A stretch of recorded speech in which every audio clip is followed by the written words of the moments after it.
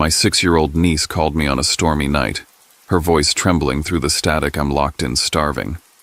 Please help, Uncle. My hands shook as I grabbed my keys, racing into the rain toward my parents' house, the place she was supposed to be safe. But when I opened that door, what I found made my blood boil. And then, I'm Silas Kane, and this is the most painful truth I've ever had to speak out loud. I never imagined my own family could be capable of this. I'm about to share everything with you, raw and unfiltered. Before I share my story, I'd love to know you're here with me. Drop a simple hi in the comments or let me know where you're watching from. I love to see how far my story can reach. Thank you. And now, let me tell you everything. And please, if my story touches you, consider subscribing to this channel. Your support means the world. It helps me keep telling stories that need to be heard, stories of truth, pain, and survival. The phone rang just before midnight, its vibration cutting through the steady hum of rain against my apartment windows. I glanced at the screen, an unfamiliar number from Salem. Normally I'd let it go to voicemail, but something inside me told me to answer. The voice on the other end was thin, trembling, a whisper swallowed by static and thunder. Uncle Silas, I'm locked in a room. I'm so hungry. Please help me. Then the line went dead. My chest tightened. I called back immediately, but the call didn't connect. I tried again, nothing.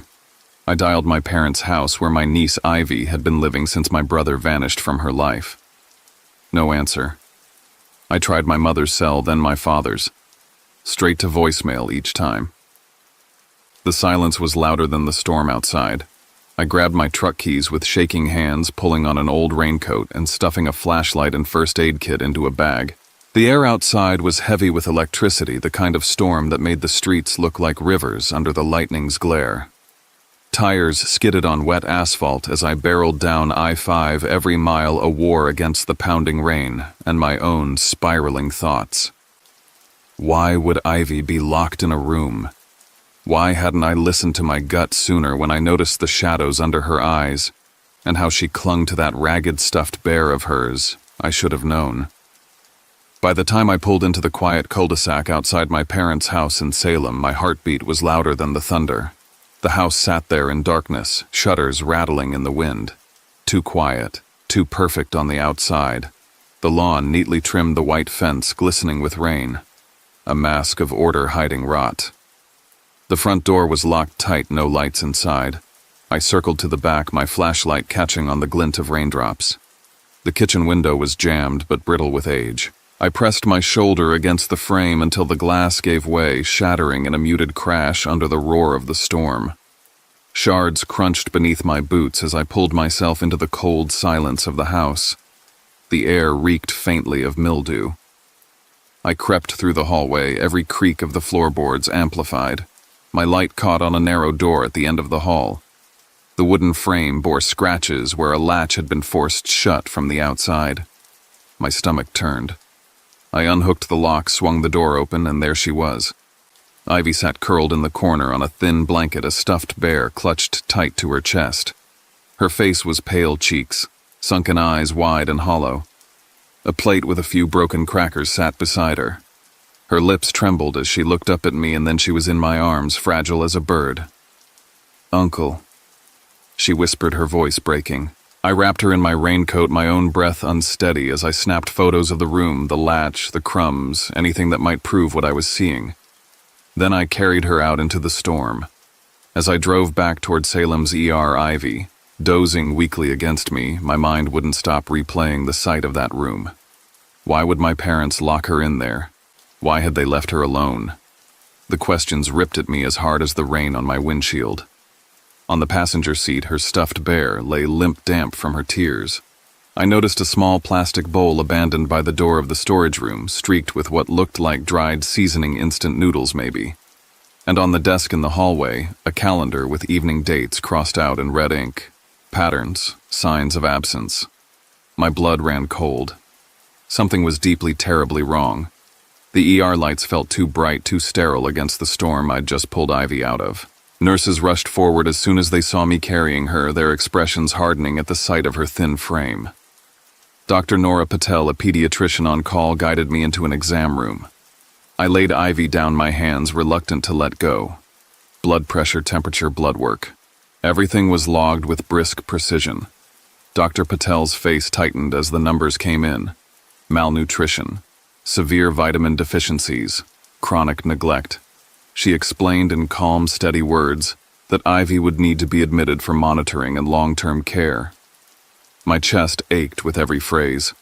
I signed the forms agreeing to temporary guardianship, while trying not to let Ivy see the guilt tearing me apart.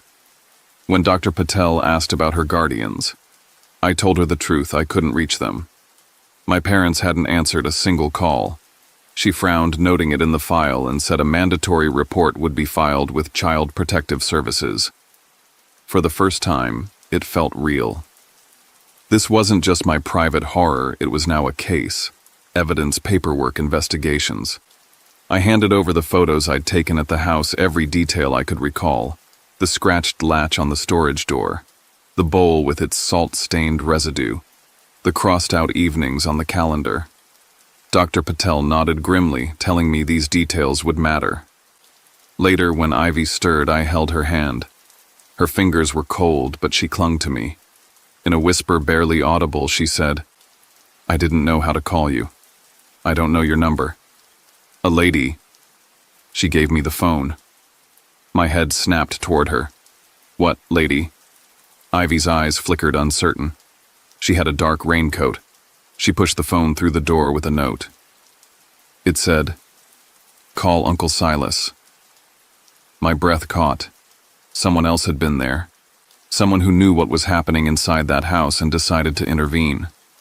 A stranger in the storm, watching from the shadows, slipping Ivy the lifeline that saved her. Who was she? Why did she know to call me? As Ivy drifted back to sleep, my mind raced. I scribbled a to-do list in the small notebook I carried. Check neighborhood cameras, ask Esther across the street. Pull cell tower data from the call dig into my parents' whereabouts that night. Where had they gone while Ivy sat locked away in the dark? Who was the woman in the rain? Guilt pressed heavy on me, but so did resolve. I couldn't undo the years I'd been too distracted to notice what was happening. But now, I could fight. Ivy deserved more than survival. She deserved truth and safety and a future not defined by neglect. As the storm continued to rage outside the hospital windows, I realized this night was only the beginning. The house in Salem had given me more questions than answers, and the woman in the dark raincoat had opened a door I couldn't ignore. Tomorrow I would return. I had to. I went back to Salem the next morning with the kind of focus that comes after a sleepless night. The storm had wrung the neighborhood dry. Leaves clung to the white fence like bruises. I unlocked the back door I'd forced open and stepped into the same stale quiet, my phone ready to document everything I should have seen sooner.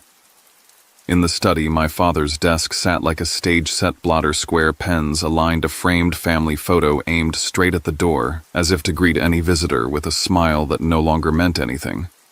Inside the top drawer, I found envelopes from the bank with monthly memos labeled Ivy's allowance in my mother's tidy cursive.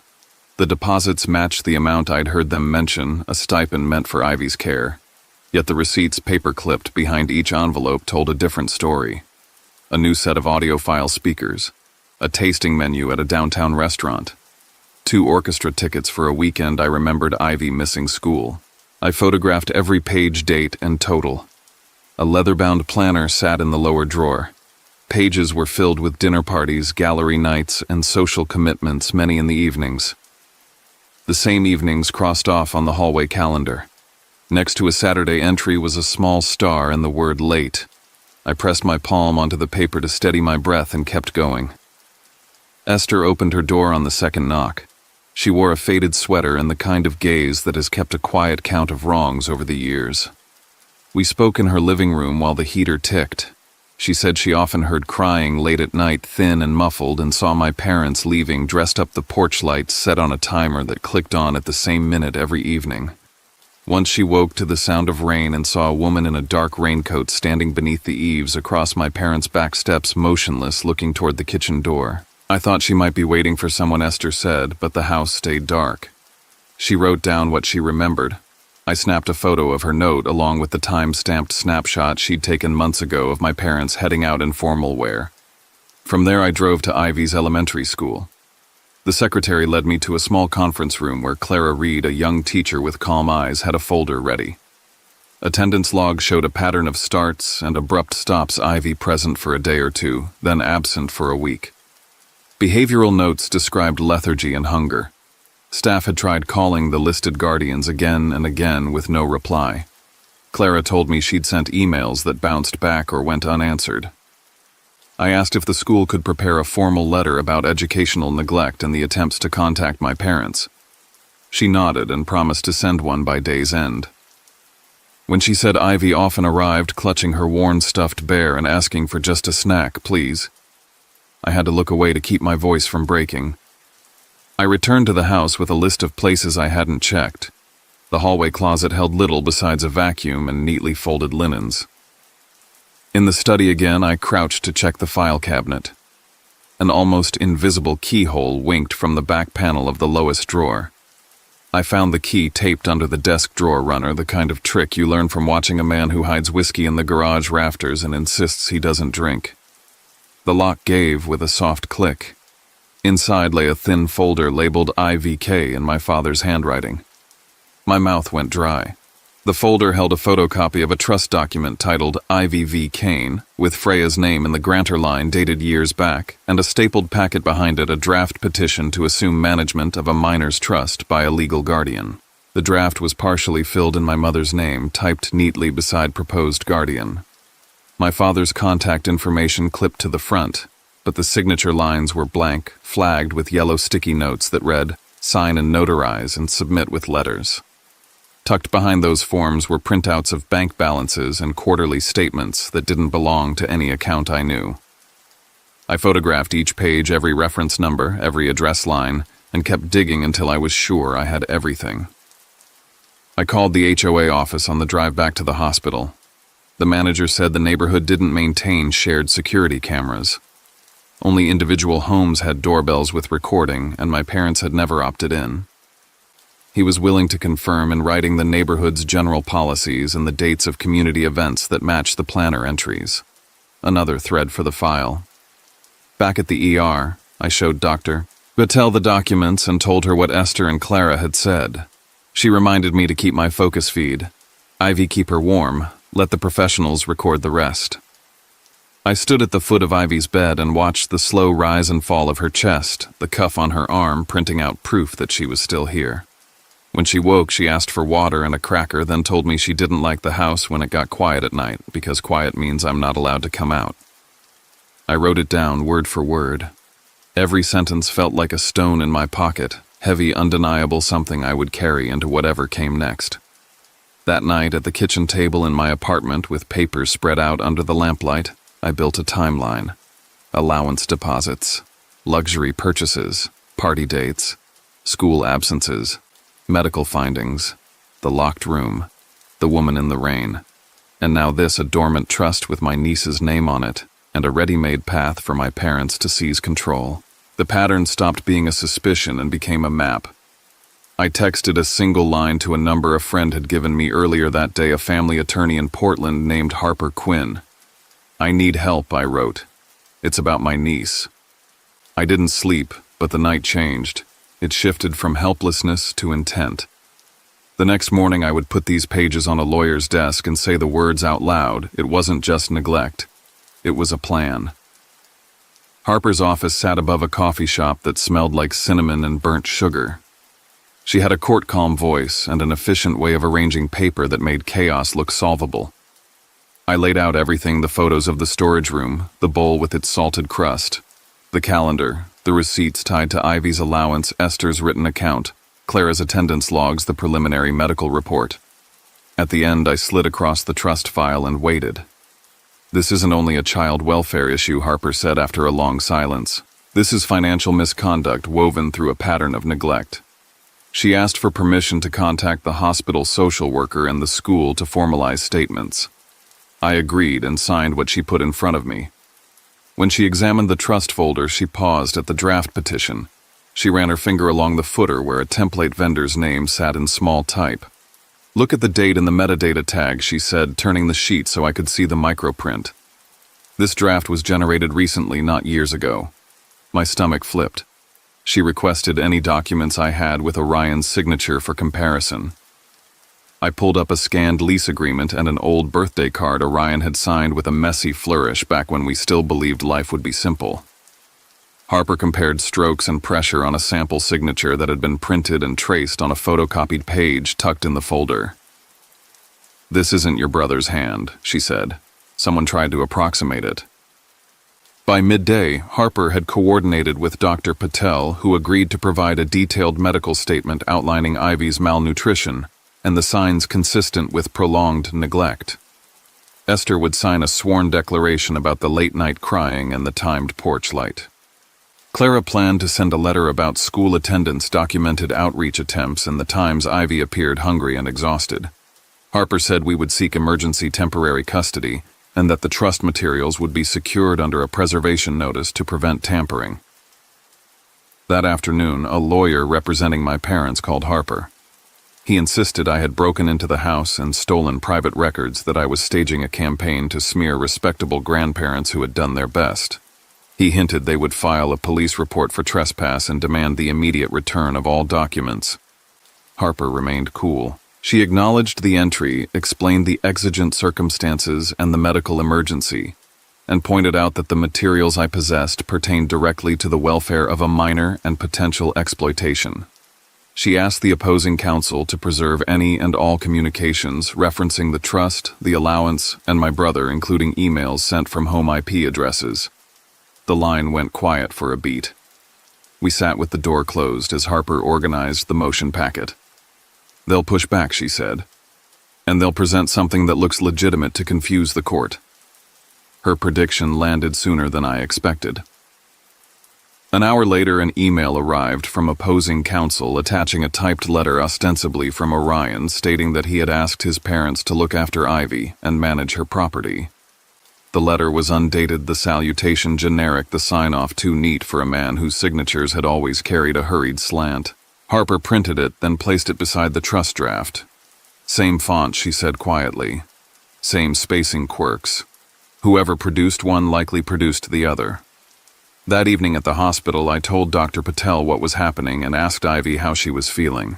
She said the Jell-O was her favorite because it was cold and not scary. When she finished a few bites, her eyelids grew heavy. Clara's letter arrived on my phone. The language was clinical and devastating. It spelled out months of absence, unreturned calls, and notes that Ivy asked for food at drop-off. I forwarded it to Harper and thanked Clara. A few minutes later, Esther texted to say she would stand in front of a judge if it came to that. Before I left, Ivy tugged my sleeve and whispered something I will hear for the rest of my life. If I tell on them, she said, eyes on the blanket, they locked the door again. I told her she wouldn't be locked in any more rooms. I told her we were going to make sure of it, not with promises, but with people and paper that had to be obeyed. On my way out of the hospital, rain started again, gentle this time, like a reminder. Harper called as I reached the truck. She had filed for emergency custody and a temporary restraining order preventing my parents from contacting Ivy or accessing any of her accounts. A hearing was set on short notice. "Bring everything tomorrow," she said. "We'll put it in front of a judge and let the facts do what facts do." I parked outside my parents' house one last time that night, not to go in, but to see it for what it was. The porch light blinked on at the exact minute Esther had described, the timing precise and unnerving. No movement inside. I thought of the woman in the raincoat, the hand sliding a phone and a note under a door to reach a child no one else was seeing. Somewhere someone had decided that staying silent was worse than getting involved. That choice had started everything. Back in Portland, I spread the documents on my kitchen table again, the lamplight turning the paper cream and the ink nearly blue. I placed the forged letter in the center, flanked by the school's letter, the medical report, the allowance receipts, the trust draft with its sticky notes, and my photos from the locked room. The pattern wasn't just a map anymore. It was a case. Tomorrow I would walk into court and name what my parents had done. I would call it by its real name and ask the law to do what family had failed to do, protect a child. Esther called me 2 days later, her voice quick with urgency. She'd been cleaning out a drawer and found an old receipt where she had scribbled down a license plate number. It belonged to a car she remembered seeing outside my parents' house the night of the storm, parked half hidden under the dripping trees. She handed me the slip of paper when I stopped by. The numbers were smudged but legible. I drove straight to the DMV office, my hands tapping the counter as the clerk searched. The car was registered to Marjorie Collins, a retired nurse who once worked at Salem General. Her address wasn't far, a small house tucked behind a garden overgrown with lavender and weeds. When she opened the door, I saw a woman in her 60s with kind but guarded eyes. At first she denied knowing anything about that night, shaking her head saying she didn't want trouble. But when I mentioned Freya, my brother's late wife, her face softened. She stepped aside and let me in. We sat at her kitchen table, the smell of chamomile tea steeping between us. She confessed she had been friends with Freya back when Ivy was a baby. Freya asked me once, Marjorie said quietly, that if something ever happened to her, would I keep an eye out for Ivy. I promised I would. After Freya's accident, she hadn't seen Ivy much, but on stormy nights, she sometimes walked past the house. That night, when she saw the place dark, she had a feeling something was wrong. She'd slipped an old phone through the door of the storage room with a note that said, "Call Uncle Silas." That simple act had saved Ivy. Then she reached into a folder and pulled out another document. "I never wanted to get in the middle of family matters," she said, "but Freya gave me this copy years ago, just in case." My hands trembled as I unfolded it. It was Freya's personal will, witnessed and notarized, clearly stating that if Orion was unable to care for Ivy, guardianship was to pass to me. The words burned into me like fire. I had been meant to protect Ivy all along. I brought the document straight to Harper. She studied it line by line, confirmed the notarization was valid, and explained its weight in court. "This changes everything," she said. "Your parents were never the rightful choice." Relief mingled with anger inside me, and for a moment I allowed myself to breathe, thinking perhaps we finally had something solid enough to end this nightmare. But Marjorie wasn't done. As I was leaving, she touched my sleeve and whispered, "I saw him." A few months back at a gas station off the highway. Orion. He looked thin, worn down, but alive. He seemed like he didn't want to be recognized. I didn't approach him. The words struck me harder than the storm that night. My brother was alive. He wasn't missing in some far-off abyss. He was out there running, hiding, maybe drowning in his own mistakes. My parents had sworn they hadn't heard from him. Had they lied to me? Had they hidden him away to keep Ivy close, to hold on to money and control? The thought sickened me. That evening, I sat in my truck outside the hospital, staring at the steering wheel. I had Freya's will in one hand, the ghost of Orion in the other. Ivy's fragile breaths echoed in my mind. For the first time, I felt the ground shifting beneath me in two directions at once: hope and dread, salvation and betrayal. I didn't know which would surface first. The courthouse smelled of varnish and old paper, its walls heavy with the weight of other families' broken stories. Ours was about to join them.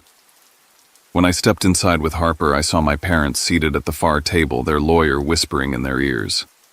My mother dabbed her eyes with a tissue, her lips trembling like she was the victim. My father stared straight ahead, his jaw locked, his posture rigid. The hearing began with their attorney painting me as a reckless bachelor trying to snatch a child for financial gain. He described me as unstable, impulsive, incapable of raising a girl alone. My parents nodded solemnly, their expressions rehearsed. I clenched my fists under the table. Harper rose, steady and sharp. She laid out Ivy's medical records first. "Doctor." Patel took the stand, her testimony cutting through the room with clinical precision. She spoke of malnutrition, vitamin deficiencies, the evidence of prolonged neglect. Each word was a blade, and I saw my father flinch as if struck.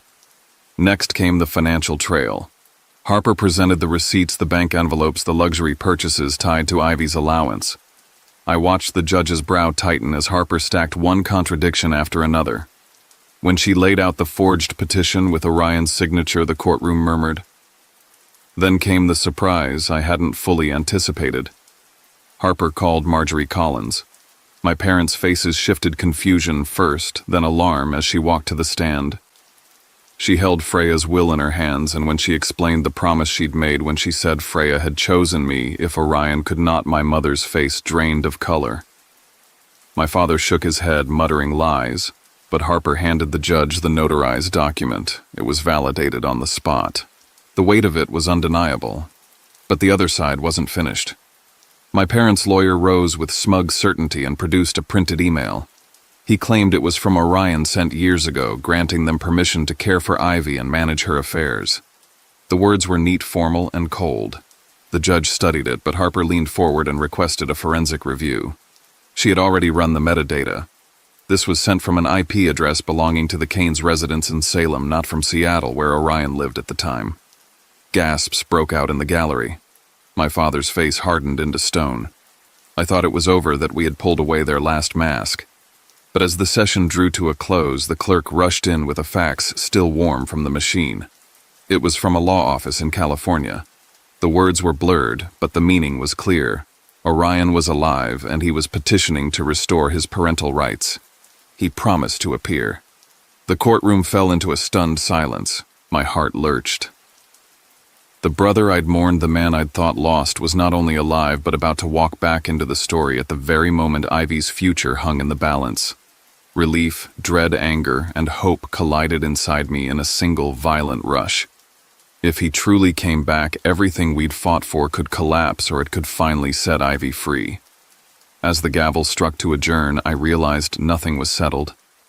My parents' lies were cracked wide open, but Orion's shadow now loomed over all of us.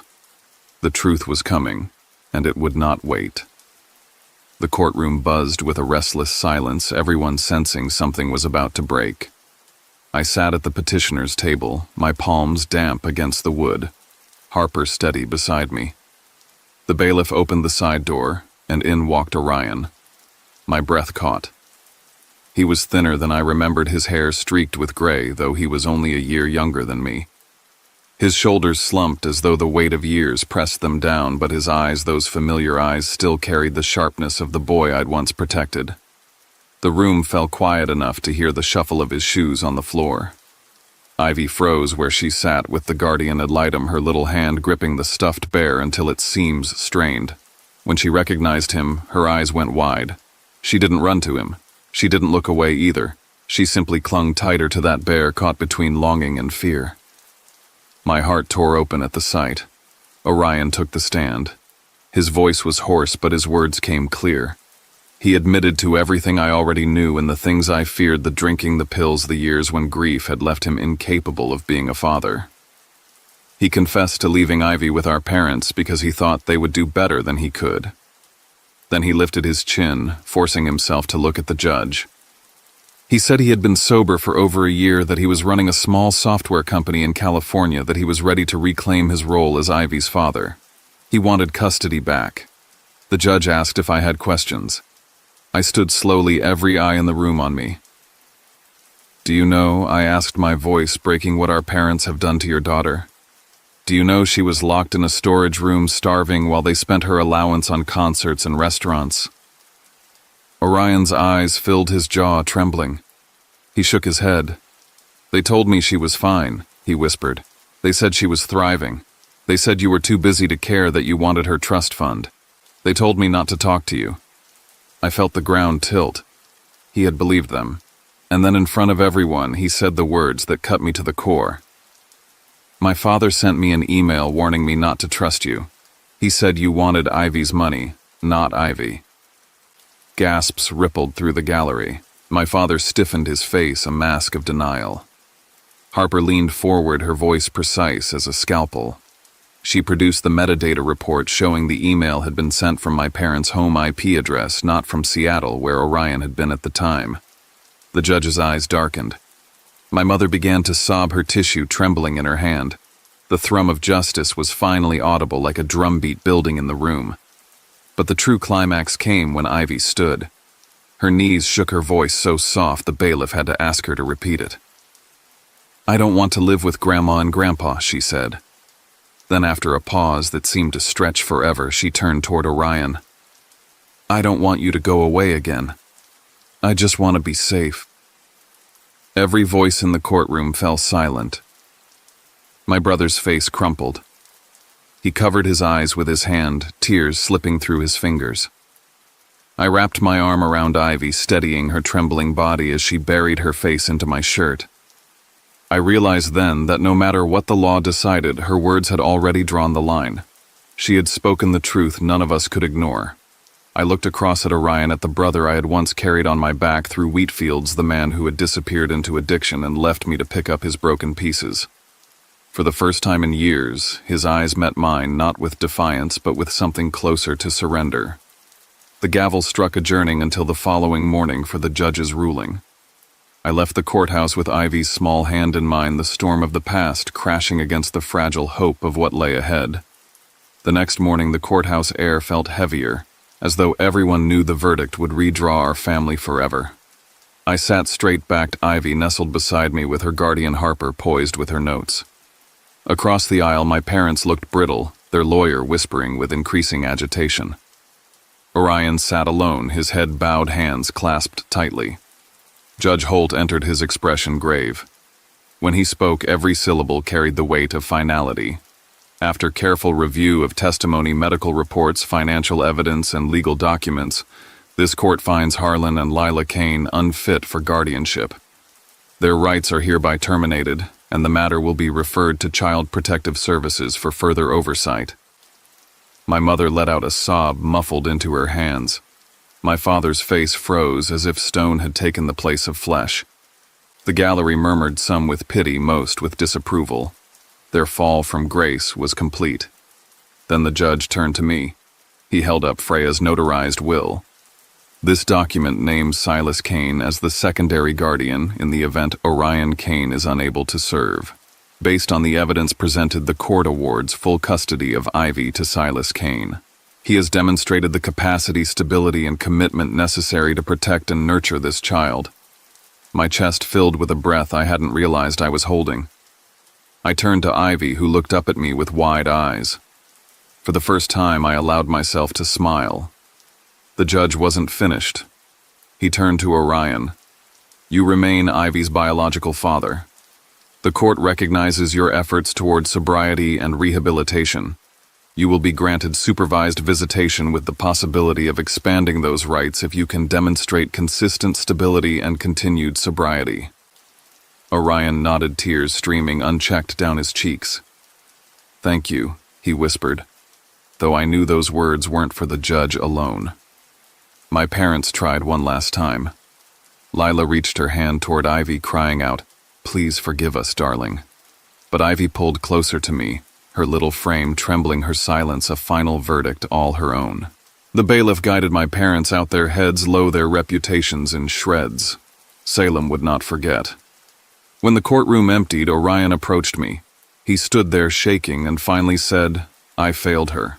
I failed you. But you carried her when I couldn't.